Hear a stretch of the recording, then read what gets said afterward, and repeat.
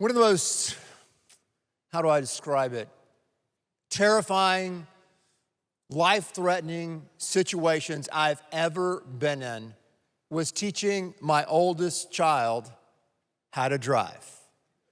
If you've never had the privilege of doing that, you are missing out on some fun.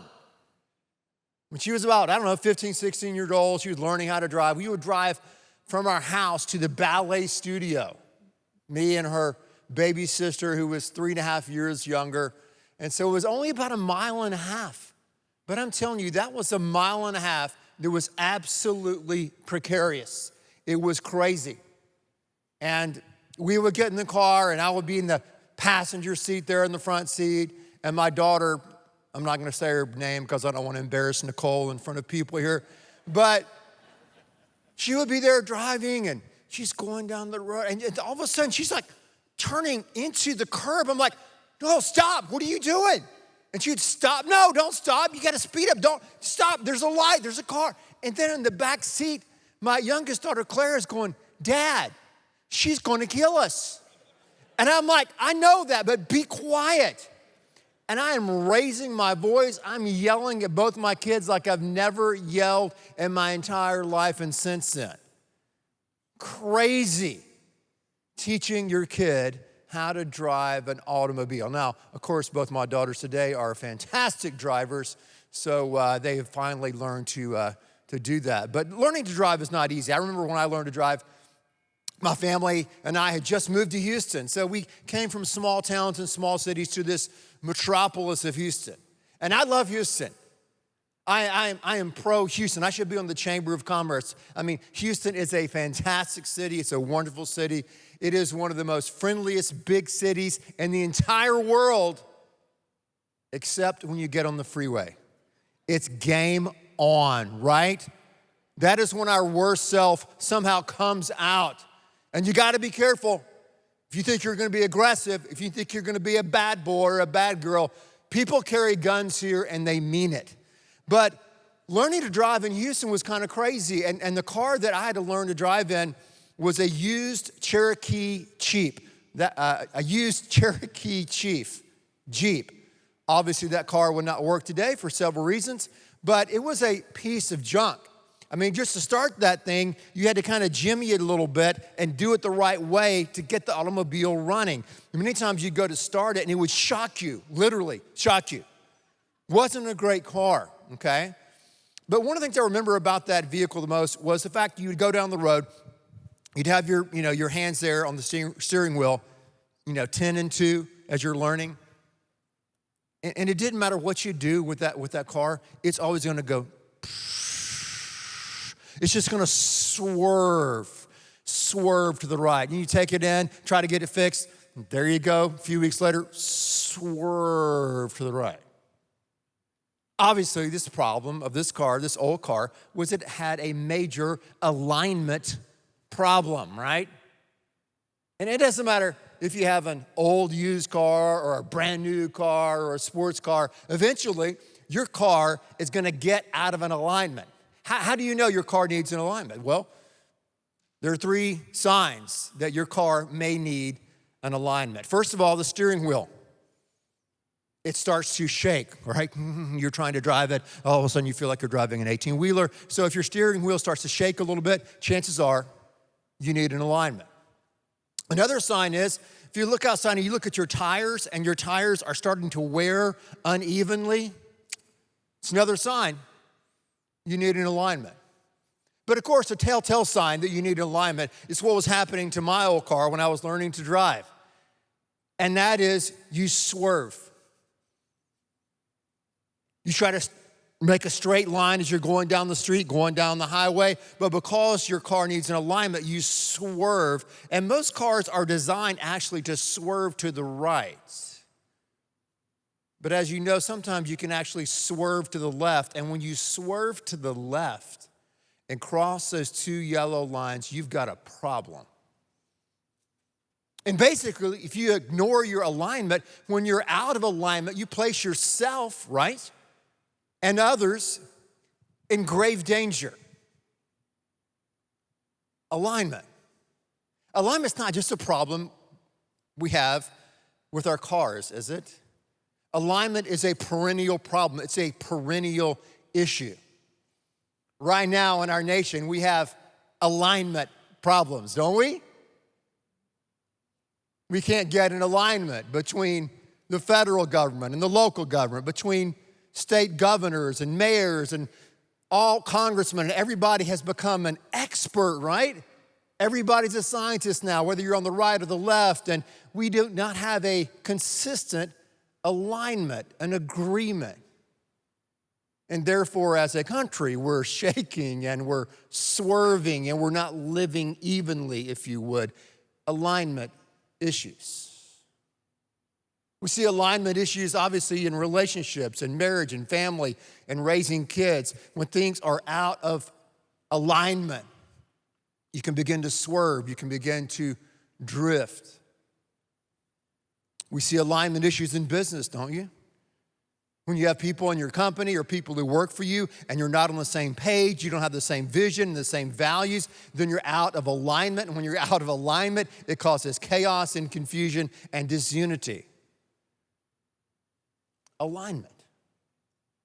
It's critical that we understand issues of alignment at home, at work, at school, and obviously, most importantly, with our relationship with God. So how do you know, as you look at your life, that things in your life may be out of alignment? How do you know that? How do you check on that? You can check three things. First of all, you can check your conscience. What is your conscience telling you? Because when you're living out of alignment, your conscience is going to speak to you, and it's going to speak to me and say, hey, you're out of line. So listen to your conscience. Also, you need to check your regrets. Check your regrets.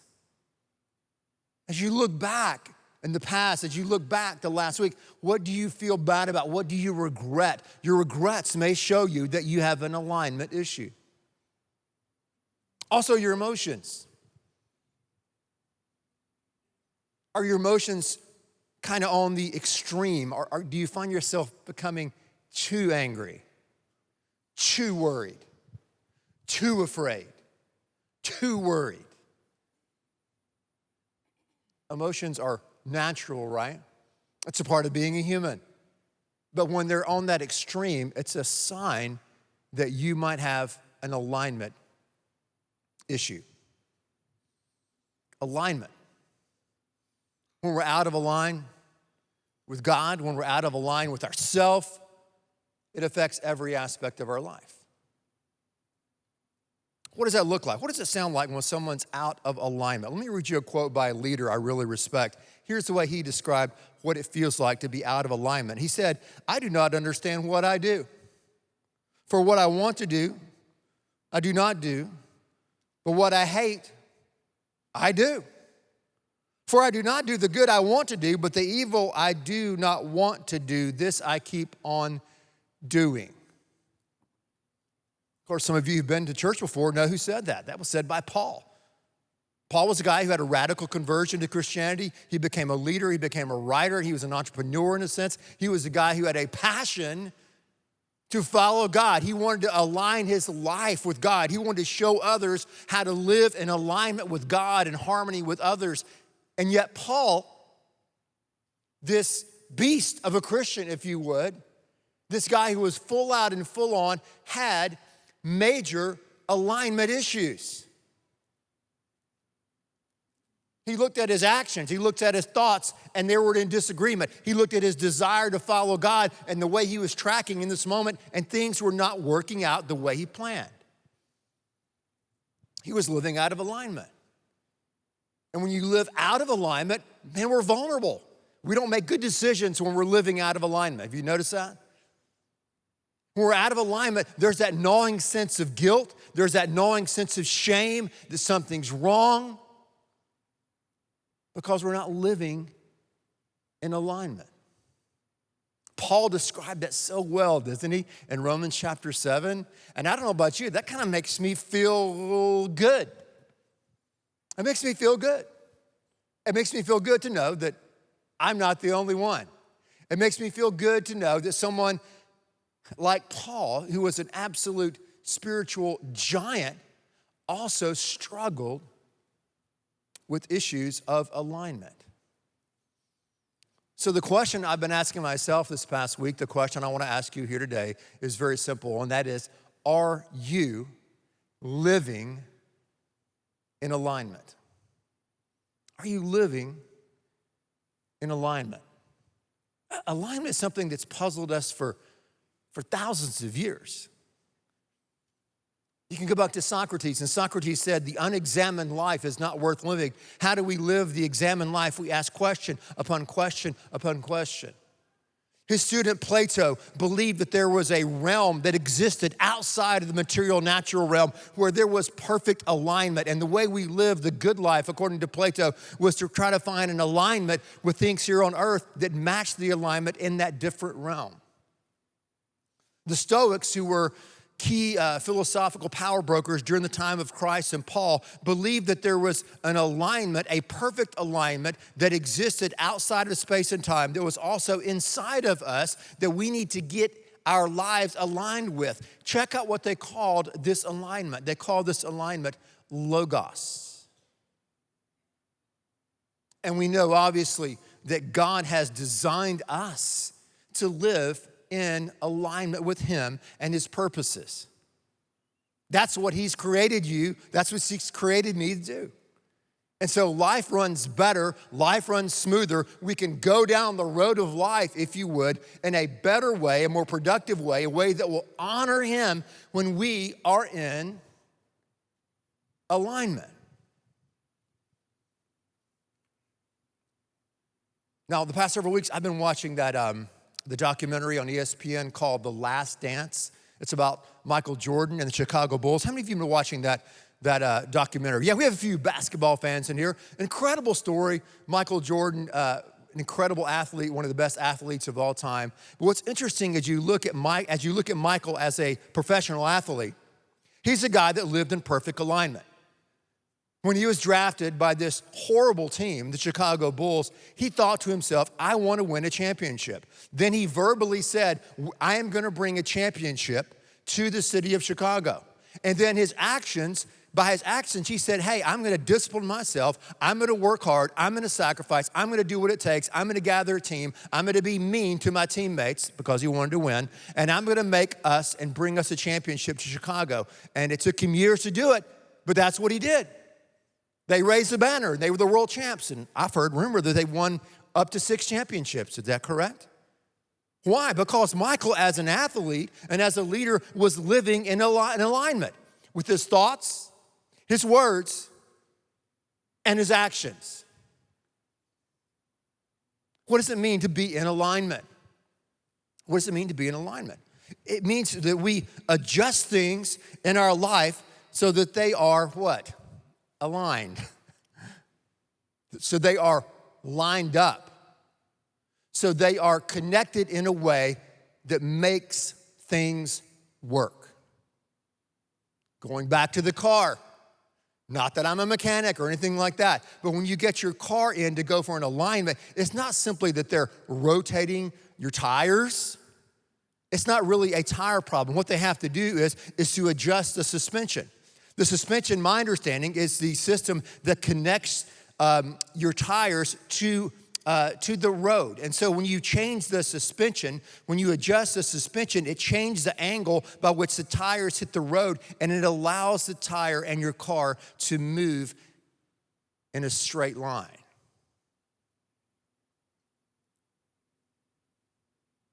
I don't think you can really see the suspension of your car unless you look under it, right? It's an internal issue, but it has an external result. All these things that are going on inside of our mind today, these alignment issues as our conscious, our emotions are speaking to us. These are internal issues. But when we make an inner decision, this inner decision of an alignment should have external results. It should affect the way we live. It should affect the way we feel.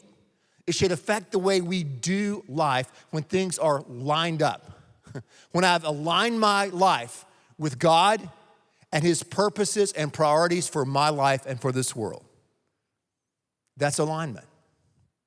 So maybe the problems that you're dealing with right now, maybe the big problem is not that you are trying to simultaneously run a school and a business in your home or apartment right now. Maybe that's not the big problem. Maybe the problem is not the uncertainty and the chaos caused by COVID. Maybe the problem is not the fact that you have your in-laws or your adult children living with you on top of you right now. Maybe that's not the problem.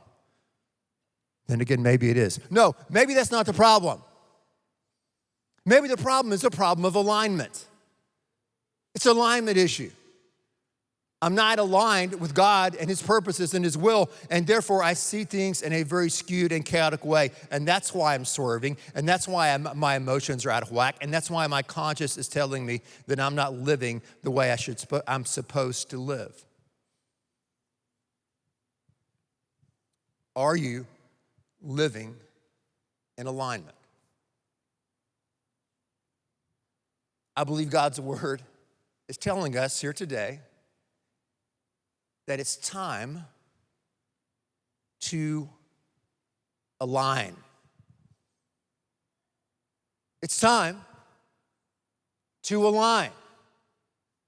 If you're watching right now at home, or if you're here in the worship center wearing a mask or not wearing a mask, let's say that together. 1, 2, 3. It's time to align. Come on, put down your coffee, speak through the mask. Let's say it again. It's time to align. That's what I want to do. I want to align my life, my heart, my actions, my relationship, my vocation with the plans and purposes of God. Look, let's listen to what old Paul said. Remember Paul was struggling in Romans 7? Things I want to do, I don't do. Things I don't want to do, I end up doing. What in the heck is wrong with me? It's my translation. Let's hear what he says in Romans chapter 8. Romans 8, maybe the best, most powerful chapter in all the Bible. It's a pretty big statement. Romans 8:5, he says this: those who live according to the flesh have their mind set on what the flesh desires. And what the flesh desires is simply pleasure chasing. If you're just chasing pleasure in your life, again, there's nothing wrong with pleasure, but if you're chasing pleasure as the ultimate meaning, it's not going to lead you anywhere. You're out of alignment. But those who live in accordance with the Spirit or in alignment with the Spirit have their mind set on what the Spirit desires. The mind governed by the flesh, pleasure-seeking, is death. But the mind governed by the Spirit is life and peace. Man, I want life and peace. I want confidence and courage. I want to know that in the midst of difficult circumstances that God is still with me and that God still has a plan for my life. And the way I do that, according to Paul, is alignment. I've got to get aligned with what God and his Spirit wants to do in my life and in this world. Someone asked Jesus many years ago in Matthew chapter 22, they said, Jesus, out of the 5 million laws that are in the Old Testament, including don't mix cotton with polyester, which is an important one, out of all those millions and millions of laws, what's the most important law? What should I focus on, Jesus? And Jesus said, simply, alignment. That's what he said. What should I focus on? What's the most important thing in life? Jesus said alignment. Alignment looks like love God with all your mind, all your heart, all your soul, and all your strength. And flowing out of that alignment with God, you will love your neighbor as much as you love yourself. There's power in alignment. To get what you think and what you say and what you do in agreement. So they can be in line. So your life, your wheels can hit the road properly. It's time to align.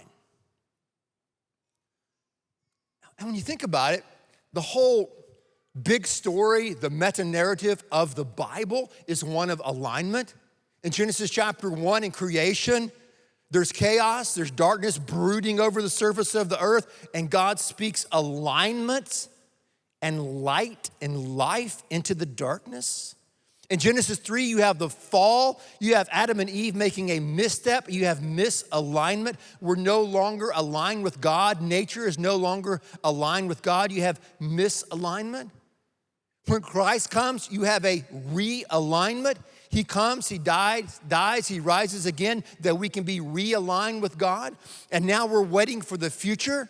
We're waiting for perfect alignment, this merger between the finite realm and the infinite realm, between heaven and earth, when we will live in no more tears and no more pain and no more hurt and no more sorrow and no more COVID and nothing like that at all. There will simply be joy, there will be bliss, there will be harmony in perfect alignment in the new heavens and the new earth. That is what we're looking forward to. That is our hope. So the gospel, the big story is really about alignment. And Christ came to this earth to get us back on track. Why? Because we have all done things that have caused our hearts and our minds to be misaligned. We've all swerved to the right and swerved to the left. We placed ourselves and others in danger. We made decisions that have separated us from God. Christ came to realign us with the Father, with God. So now we have an opportunity, we have a chance to walk in alignment with Him. We never get it down perfectly. We're never going to figure it out perfectly. But all of our life really is taking our life, our pain, our sorrows, our missteps, our stupidity, if you would at times, and taking those to God and saying, God, I want to align my life with you. I want to confess my misalignments. I want to confess my sin, my junk to you. And God, I want to do better. I want to live better. I want to honor you. I want to align my mind with your mind. I want to align my heart with your heart. It's time to align. When we're walking in alignment, we have clarity, we have confidence, and we have courage.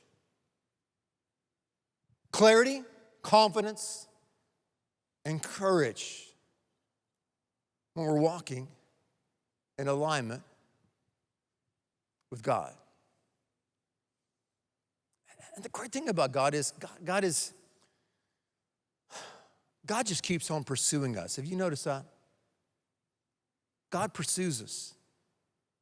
God pursues us in a worship service. God pursues us by speaking to us at night when we're trying to go to sleep. God pursues us in our conscience and our regrets. Even in our emotions, when we feel like they're out of whack, He wakes us up and makes us realize, hey, you need to realign your life. So how do we do that? How do we do that? How do we align our life? Here's some practical steps. You can write them down, put them in your phone, or however you're taking notes. Or if you are a mental genius, you can memorize them, then memorize them. But let's look at James chapter number 5, verse 16. James 5:16. James was a half-brother of Jesus, and James was all about actions, right? James is about actions. Oh, yeah, you say you believe in God? Show it, live it.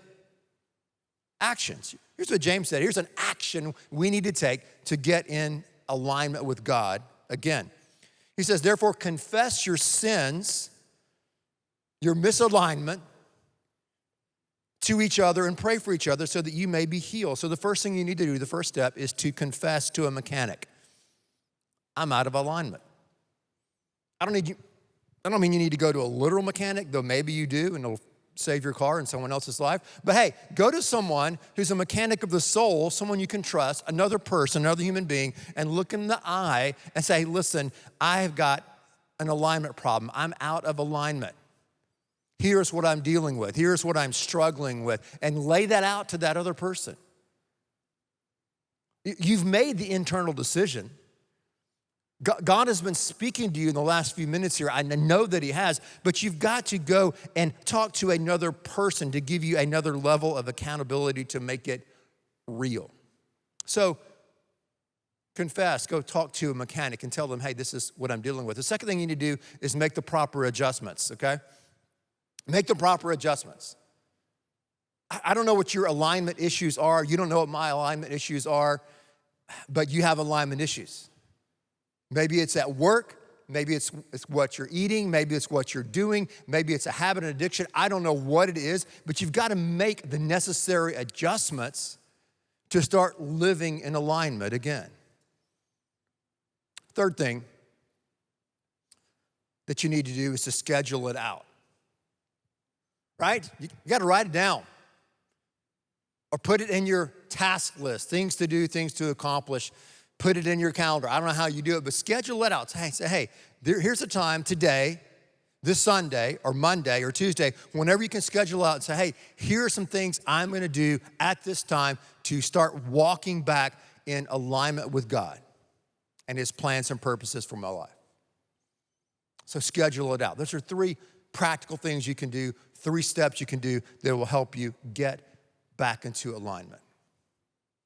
One thing I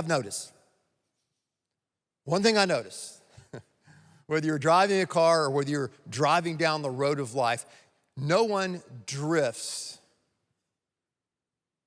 back into alignment. I've never seen that. We have to make the choice to